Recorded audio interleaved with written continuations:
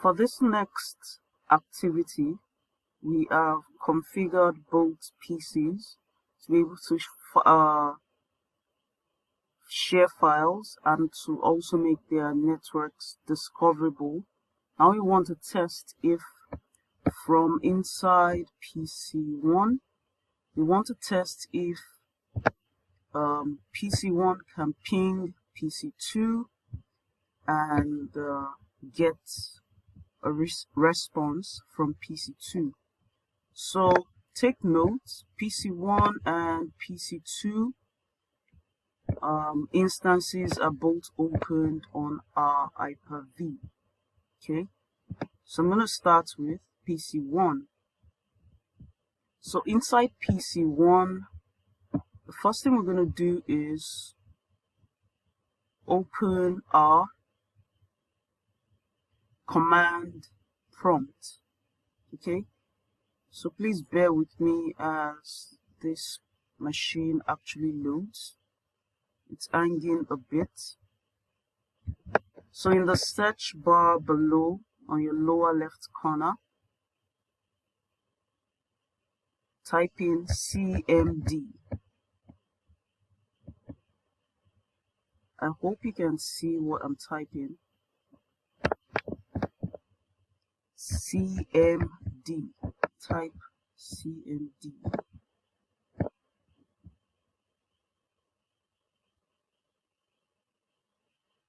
It should be able to show us our command prompt. Let's see. Okay. So once you have this, you need to run as an administrator. I'm sorry I'm moving this around, but it's not responding as it should. Run as administrator.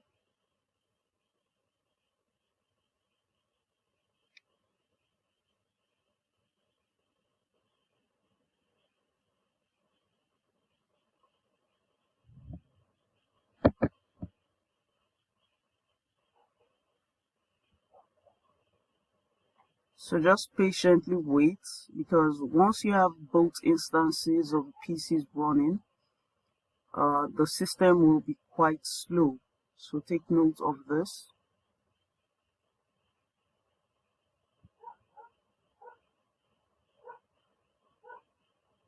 So click yes to continue.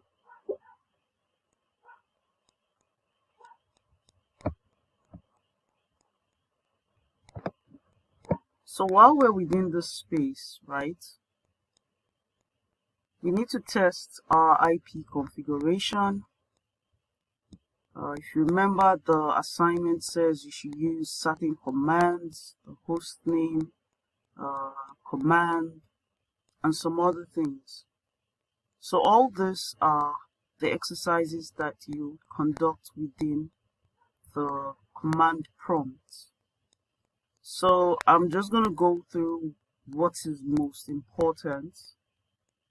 If you type in the host name, you record what you see according to the answers, or you take a screenshot and tell us what it means. However, while we're within the space, if you type IP config into the space, let's see what it brings out. So it gives us our the configuration. So the first adapter here is our default adapter that uses the automatic configuration. This is the second one that we configured earlier on. You notice the IPv4 address is 192.168.10.10 and the subnet mask. So you can take a screenshot of this. This comes out the way it should. And you can also check the routing table. You can say you want to print out the route for the IPv4. You type in route print. So the assignment, somewhere in there it says to print out the table. So for the IPv4, this is how the packets goes in and out, the gateway, the interface, the subnet masks. So you can take a screenshot of this, and this is for the internal network.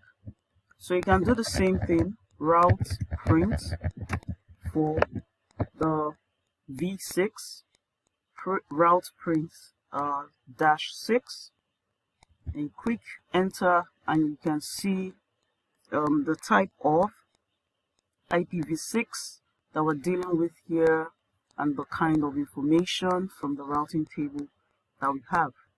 So take note of this. So the next thing we actually want to do is we want to see if there is communication between PC1 and PC2, since we've configured both PCs to be able to communicate with each other over an internal network. So type in the word ping, then the IP address of the other PC, which is 192.168.10.20, and click enter. So you can see we're getting responses from the other PC. So now let's try the same thing with PC2. Okay, we'll leave it here. So on PC2 also, I'm going to come into the lower left corner. Let's see if I can readjust this, okay, so that you can see the entire interface. This is PC2. Remember what we did with PC1. Come to the lower left corner, type in CMD for command. We want it to interact with PC1 also. So please be patient with these PCs. My RAM size isn't so large to enable a faster communication between both PCs. So type CMD in this space and run as an administrator.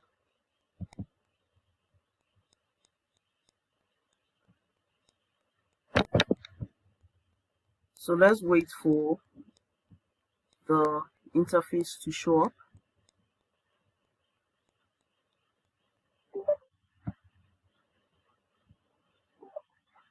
Okay, so I'm going to close the remaining instances. We only need one instance.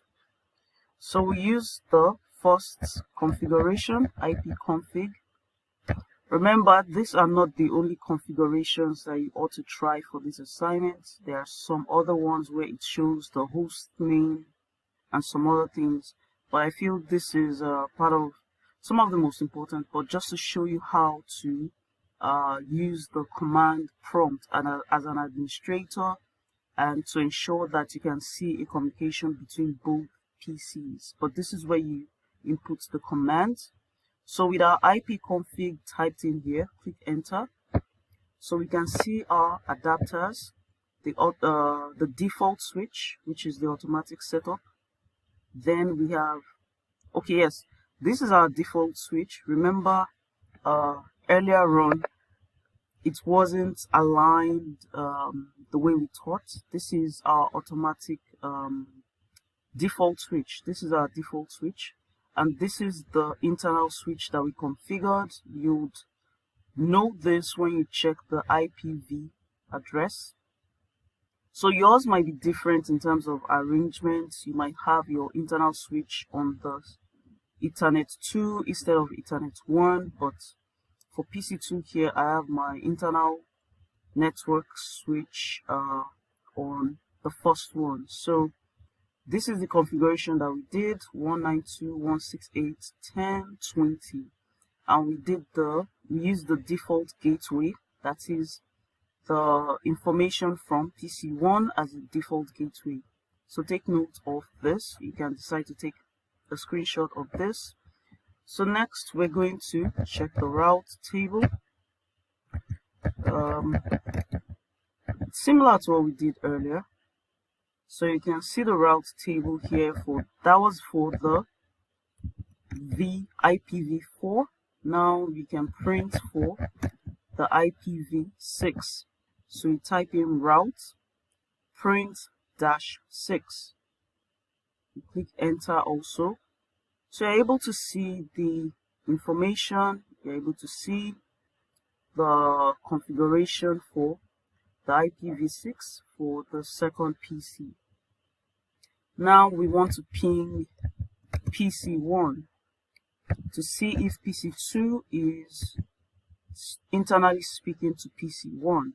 So we type in ping, then the IP address of the internal switch for PC1. So 192.168.10.10 and click enter. So we're getting a response from the first PC. Now the next aspect, if you really want to know how they're communicating, to see it for real, click on your file explorer. So we're still within PC2. We want to see if PC1 can give us an outright user-friendly description of the connection between both PCs. So once the file explorer is opened, click on network. On the left hand panel here, look for where you have your network and click on it once.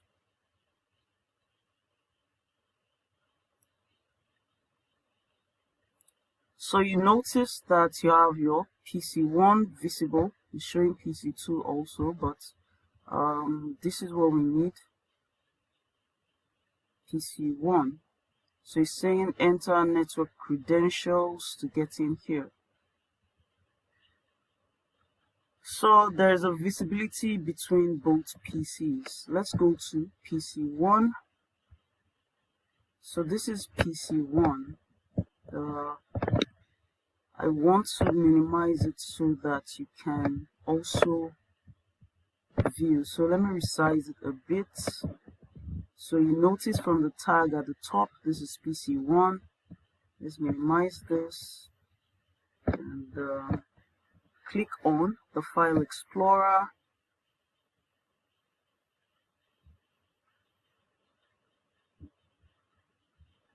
And scroll down to the left.